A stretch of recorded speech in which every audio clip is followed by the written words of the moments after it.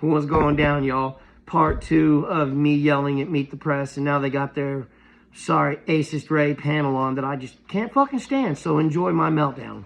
My goodness, Eugene, a lot to get to. Let me have you kick it off here. This guy Eugene, I'm sorry, dude, he hates white people, and it's the truth. Like to hear some honest hot mic moments from him, see what he really thinks. Excuse me.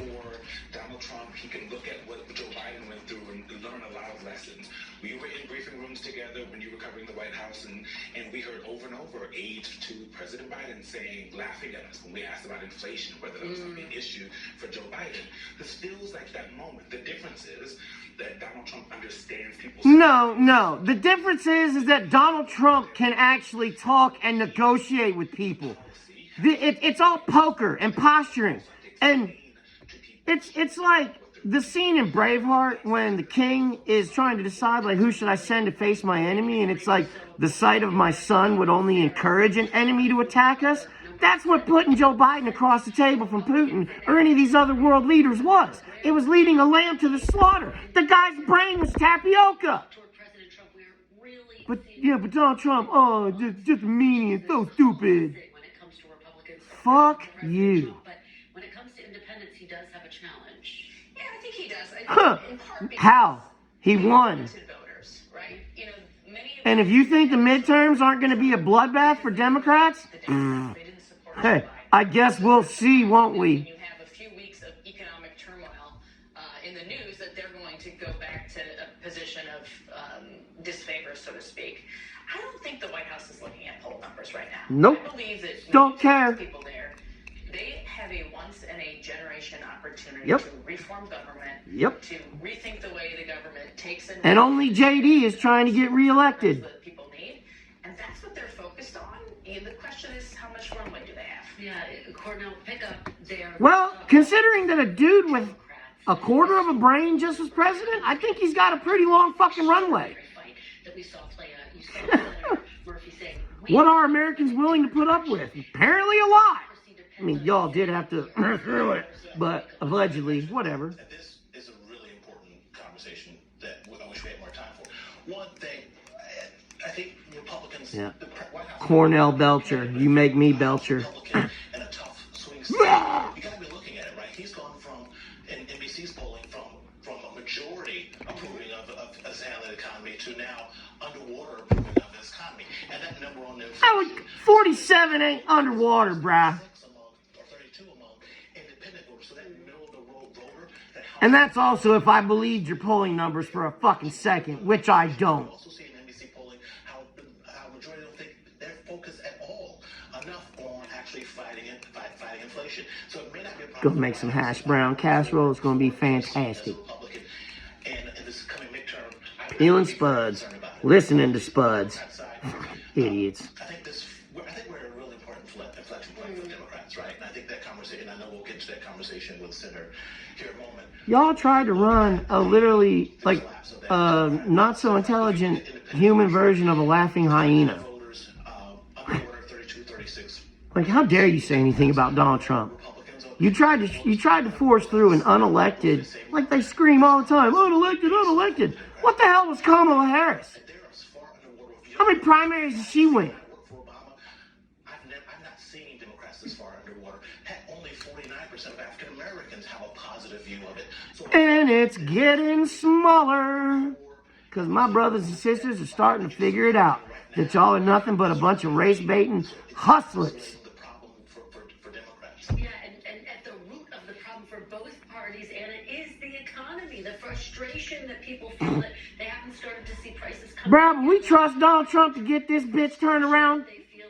Nah, I ain't worried at all. Democratic Party, and you heard Senator Murphy say, and I'm unemployed. That they should have taken the risk and moved forward with shutting down the government. We're still looking.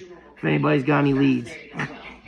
Yeah, absolutely. I mean, I think you were seeing such frustration with Chuck Schumer and really all the Democrats.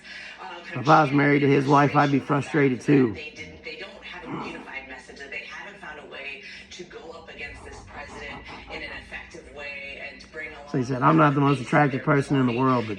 Whether it was, Fucking somebody turn the lights out. Minority leader, and you played the sound of that. Next question. That is Hakeem, 20 years my ago. favorite rapping high as hell congressman. Never seen the kind of intra-party fight Next on question. display in that dramatic Because I'm fashion. wrestling with the answers to the other answers. Couple different times. Peace out. And sure, eventually He's he so got there bad. and said Please yes. keep Hakeem Jeffries out It front took a couple of in tries, Congress. but Please. Hakeem Jeffries, boy, that was stunning. When Boy. he would just say, yes, I have confidence in my He's not that colleagues." smart. It said ridiculous question instead of next question, right? There's so many ways to get out of that all of these To be fair, he was politicians high, understand allegedly. and have been doing it. So the fact I'm sorry. Has anybody else ever seen a guy's face? frictions that have been playing out behind the scenes between Schumer and Jeffries, the kind of different leaders they are. Schumer kind of sees What's going on? Jeffries What? as, like, this Who asked that young question? guy that has a lot to learn in leadership, and Jeffries sees him as like an old guy who maybe learned too much and needs to listen to the party a little bit more. And so that playing out is exactly why when I talk to Democrats, they say that this is going to get worse before it gets better. And It's gonna get Stream close up. Whoa! I loved Wayne's World. 15 years behind where the Republicans were. And you go back to What's that? Well, you go back to 2010 and 11, 12, when we had put forward all these candidates in primaries where a electable Republican Republicans, it took much longer to take back the Senate. And you can look at that parallel here. The left flank is upset. They're threatening primaries. If that happens, it'll be a long time before Democrats take control of the U.S. Senate, irrespective of what happens in this economy. I can look. I think I'm shocked at the bubbling up outrage that you see in the grassroots. I really am. This is a watershed moment, and I feel this way. You're surprised. Those people are crazy, bro. 2028, right? I've not seen this sort of divide since vote on Dude, it's simple, bro. Look, like, go shopping at a store in California or Portland, Oregon, and everything is under lock and key because, oh, criminals aren't bad people, and you have to steal $1,000 worth of stuff before we ever get involved. is a defining moment. That's how everything ends up under lock and key. I told you the story about the homeless guy. Put down liquor because it was too heavy to carry. How hard do you think he thought he was going to have to work to replace that? It's two different ways of thinking. Y'all coddle criminals and lawbreakers, and that doesn't... It's like throwing cheese down where you got a mouse problem.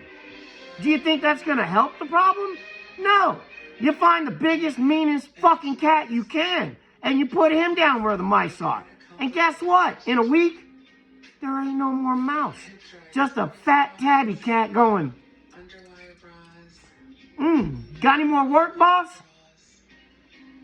I love y'all. Like I said, I hope this made somebody laugh because all it did was raise my blood pressure. But I love you. Feel sorry for my wife that has to put up with this shit 24/7 because I never shut up. But anyways, I love y'all. This is your boy Jethro. I know, like, I didn't touch on addiction or anything today because it was just those idiots on Meet the Press. But anybody struggling, he said today it's a rainy, windy, blustery, shitty day. Like the kind of worst days I hated when I was in active addiction because you can't walk outside without the wind just cutting you to the bone and giving you goosebumps. And it ain't no way to live, man. It ain't no way to live. So things like that, it's funny what triggers your memories and everything. But I hope everybody who is struggling finds a little bit of inner peace today.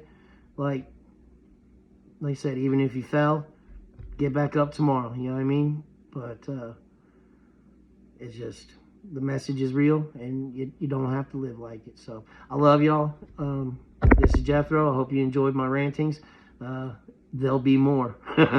Trust me. As long as there are Democrats, I'll be here. So I love y'all. Be good or be good at it. We'll see you on the flip side.